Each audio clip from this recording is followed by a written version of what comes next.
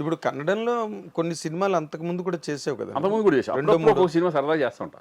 ఎందుకంటే నేను హ్యాపీగా ఒకసారి సరదాగా చేద్దాం కన్నడం అనుకున్నాను. మాట్లాడతావు కదా నువ్వు? కన్నడ పుట్టి పెరిగింది అక్కడే. అక్కడే ధారవాడలో అక్కడ చదువుకున్నావు? ధారావాడలో చదువుకున్నాను.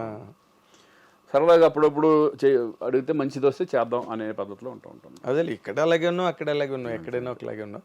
బట్ అఖండ తర్వాత అసలు నీ కెరీర్ నువ్వు చాలా విచిత్రంగా, ఇప్పుడు జగపతి బాబుకి బోయపాటి దగ్గరే లైఫ్ వచ్చింది. అవునవును. తను చాలా ఇంటర్వ్యూలో చెప్పాడు జగపతి బాబు, ఇది నేను అప్పుడు కన్నా ఇప్పుడే ఎక్కువ సంపాదిస్తున్నాను అని. అది నీకు వర్తిస్తుందా? డెఫినెట్గా. అంటే ఇదేంటంటే మనకు రెస్పాన్సిబిలిటీ తక్కువ. విలన్ గా చేసిన క్యారెక్టర్ చేసిన రెస్పాన్సిబిలిటీ ఏమి ఉండదు. అంతా హీరో మార్కెట్ మీద, హీరో మీద వెళ్ళిపోతుంది. హీరో మీద డైరెక్టర్. అప్పుడు మేము హీరోగా చేసినప్పుడు ఏంటంటే మన సినిమాలు రిలీజ్ అవుతాయో లేదో టెన్షన్. వీళ్ళు లాస్ట్ మూమెంట్ వరకు కొంతమంది ప్రొడ్యూసర్లు చేతులు ఎత్తేస్తారు. దాన్ని ముందుకు తీసుకెళ్లాలంటే నేను ఎదురుపెట్టిన సందర్భాలు ఉన్నాయి. అవునా? చాలా సినిమాలు నేనే కదా ఎదురుపెట్టి ఉంటుంది.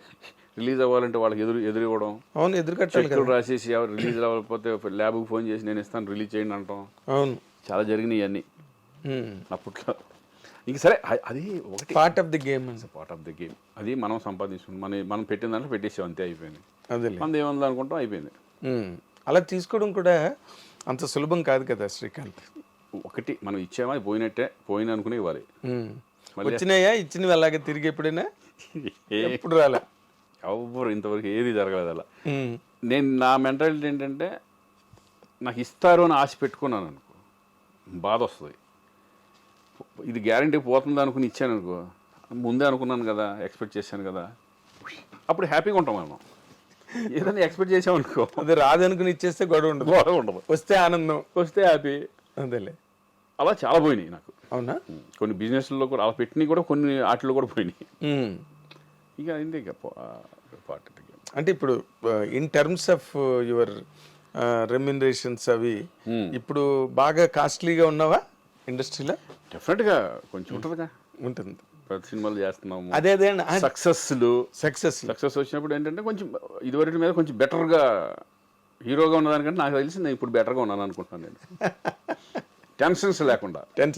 డబ్బు కంటే ఇంపార్టెంట్ ఏంటంటే ఇక్కడ మనకి టెన్షన్స్ ఉండకూడదు.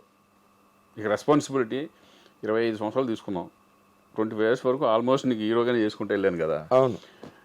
ఇప్పుడు రిలాక్స్డ్గా చక్కగా మా రోషన్ గారు వచ్చిన తర్వాత వాడు చూసుకుంటూ మనం అలా తన కెరీర్ని చూసుకుంటున్నాం. మన సినిమాలు మనం చేసుకుంటూ మధ్య మధ్యలో కోట బొమ్మలు లాంటి క్యారెక్టరైజ్ మంచి సినిమాలు వస్తే హీరోగా ఒక డిఫరెంట్ కాన్సెప్ట్లో వెళ్దాం అనే ఉద్దేశం కూడా ఉంది. 2-3 జరుగుతున్నాయి మన ప్రాజెక్ట్స్. ఓకే, నేను హీరోగా చేసేది, బట్ డిఫరెంట్ కాన్సెప్ట్ వెళ్దామని. ఓకే, కొత్తగా క్యారెక్టరైజేషన్ కొత్తగా ఉండాలి. మన పర్ఫార్మెన్సెస్ కానీ మనం సోలోగా మనం, ఎందుకంటే ఇప్పుడు ఓటీటీలు వచ్చినాయి, కొంచెం అడ్వాంటేజ్. బాగా ఇదివరకు కంటే ఇప్పుడు బాగా అడ్వాంటేజ్. ప్రొడ్యూసర్లకి చాలా అడ్వాంటేజ్ కదా. అలా నాకు 2-3 అవి జరుగుతున్నాయి. ఇవి కూడా సెలక్షన్ చక్కగా నీట్గా చేసుకుని వెళ్దాం అంతే. అదేలే. అంటే ఇప్పుడు ఎవరైనా ఒక కొత్త డైరెక్టరు ఒక కొత్త కాన్సెప్ట్ పట్టుకొస్తే నువ్వు ఎంకరేజ్ చేస్తావా? 100% డెఫినెట్గా. కొత్త డైరెక్టర్లు కదా, వీళ్ళు మళ్ళీ సరిగ్గా హ్యాండిల్ చేస్తారు. నేను ఎక్కువ చేసిన వాళ్ళే, చిన్న వాళ్ళు చాలా చేశాను నేను. అలా ఏమిడవు, కానీ కొత్తగా ఉంటే డెఫినెట్గా నేను చేయడం జరుగుతుంది. అదేలే. ఆ రోజుల్లో నువ్వు ఈవి అందరితో, ఒక రాఘవేంద్రరావుతో లేదా దాసనారాయణ గారితో యాక్ట్ చేశాను, బట్ ఆయన డైరెక్షన్లో చేయలే. ఆయనతో కలిసి యాక్ట్ చేశాను. దొంగలుడు చిన్నలుడు అని. చిన్నలుడులో చేశాను. చిన్నలుడు 1-2 సినిమాలు చేశాను ఆయనతో. అంత ఆ ర్యాప్ ఉంది మళ్ళీ, కానీ ఆయన డైరెక్షన్లో చేయలే. అదేలే. ఆయన ఒక్కరినే మిస్ అయ్యావు అయితే నువ్వు. ఆయన డైరెక్షన్లో అయితే మిస్ అయ్యాను. అలాగే ఆర్టిస్ట్లో రామారావు గారు మిస్ అయ్యాను. నాగేశ్వరరావు గారితో చేశాను, కృష్ణరాజు గారితో చేశాను, కృష్ణ గారితో చేశాను. తర్వాత ఇంక చిరంజీవి గారు, వెంకటేష్, నాగార్జున, బాలకృష్ణ, శోభనబాబు గారితో చేసావు. శోభనబాబు గారితో చేయలే. ఓకే. శోభనబాబు గారితో అది నేను చూడలేదు నేను. అవునా? చూడలేదు, ఎప్పుడు కలవలేదు. అప్పటికే ఆయన ఇండస్ట్రీ మానేశారు కదా. ఎప్పుడో మానేశారు ఆయన. ఈవి గారి సినిమా లాస్ట్లో ఒకటి చేసినట్టున్నారు, తర్వాత వచ్చిన తర్వాత. ఇప్పుడు నార్మల్గా రామ్ చరణ్, చిరంజీవి గారితో చేసావు నువ్వు. ఆయనతో మంచి క్లోజ్ అసోసియేషను. రామ్ చరణ్తో కూడా ఆల్రెడీ చేసావు, ఇప్పుడు మళ్ళీ చేస్తున్నావు. అసలు వీళ్ళిద్దరి మధ్యలో నీకు కనిపించే ఒక స్పష్టమైన డిఫరెన్స్ కానీ పోలిక కానీ? ఇద్దరిలో ఇదే నాకు తెలిసి పోలికలే ఉన్నాయి ఎక్కువ. అవునా? ఎక్కువ పోలికలే. అంతేనా? అంటే ఆర్టిస్టుల్ని చక్కగా చూసుకోవడం కానీ, ఇది కానీ, ఎక్కువ అంటే చాలా ఎలా ఉంటుందంటే ఇప్పుడు అన్నయ్యతో చేసినప్పుడు ఆయన కష్టపడే విధానం ఇవన్నీ కూడా చరణ్లో ఉంటాయి. కష్టపడే విధానం చరణ్లో ఉంది. ప్లస్ కామన్ ఏంటంటే చక్కగా ఇప్పుడు మామూలుగా చూసుకుంటే భోజనాల దగ్గర కానీ ఆర్టిస్టులను బాగా చూసుకోవడం కానీ ఫుడ్ అందరికీ చక్కగా బాగా వచ్చిందా లేదా బాగుంటుందా లేదా యూనిట్లో చూసుకోవడం ఇవన్నీ కూడా ఆయనకి ఉంది. చరణ్ కూడా ఓకే సేమ్.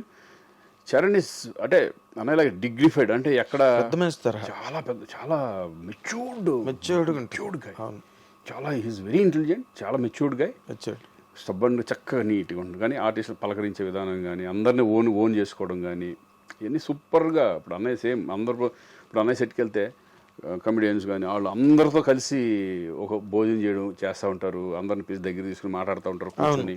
సేమ్ అదే చరణ్ కూడా. అవునా?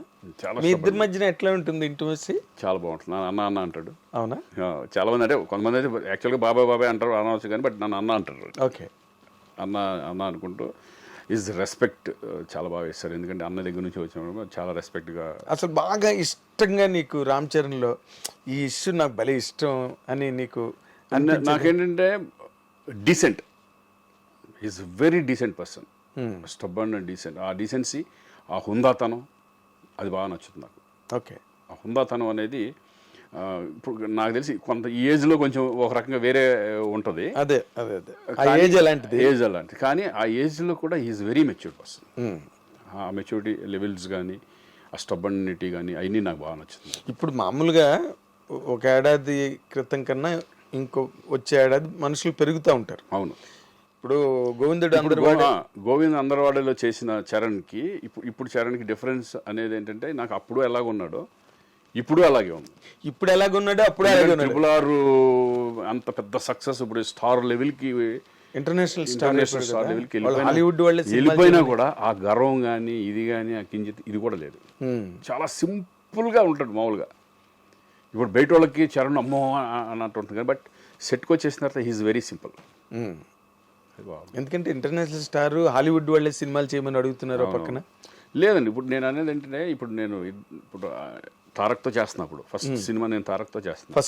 ఫస్ట్ టైం తారక్ కూడా నాకు ముందు నుంచి తెలుసు. నేను సినిమాలు చేయకపోయినా బిగినింగ్ నుంచి మా ర్యాప్ ఉంది. ఎలా?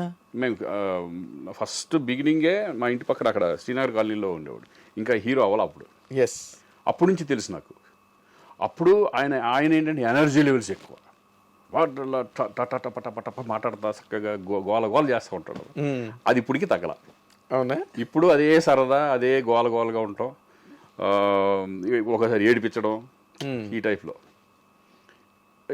అంటే వాళ్ళు మారలా, యాజ్ ఇట్ ఈజ్ అలాగే ఉన్నారు. ఇమేజ్ పరంగా ఇమేజ్లు మారతాయి కానీ పర్సనాలిటీ మారలా. అదే మనుషులుగా అలాగే ఉన్నారు, పర్సనాలిటీ మారలా. అది నాకు బాగా. అదే ఇప్పుడున్న యంగర్ జనరేషన్ లో అందరు హీరోలతో చేసావు కదా నువ్వు. ఆల్మోస్ట్ మహేష్ బాబుతో చేయలే, ప్రభాస్ వీళ్ళతో కొంతమందితో చేయలే. అంటే చాలా స్టార్ట్ అయిందిగా నాకు.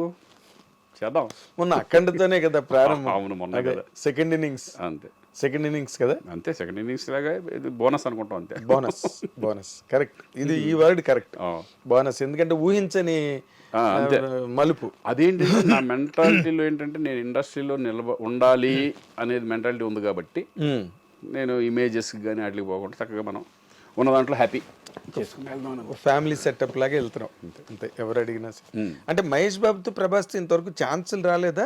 ఇప్పుడే వచ్చి మిస్ అయ్యాయా? లేదు, రాలా. ఎప్పుడు అనుకోలేదు అంటే తారక్తో నేను అనుకోలేదు, ఎక్స్పెక్ట్ చేయలే. ఇప్పుడు దేవరాలో తారక్తో వచ్చింది అవకాశం. అలాగే చూసి అవి కూడా ఎప్పుడన్నా వస్తాయి, చూద్దాం. మంచిగా తప్పకుండా వస్తాయి. ఎందుకంటే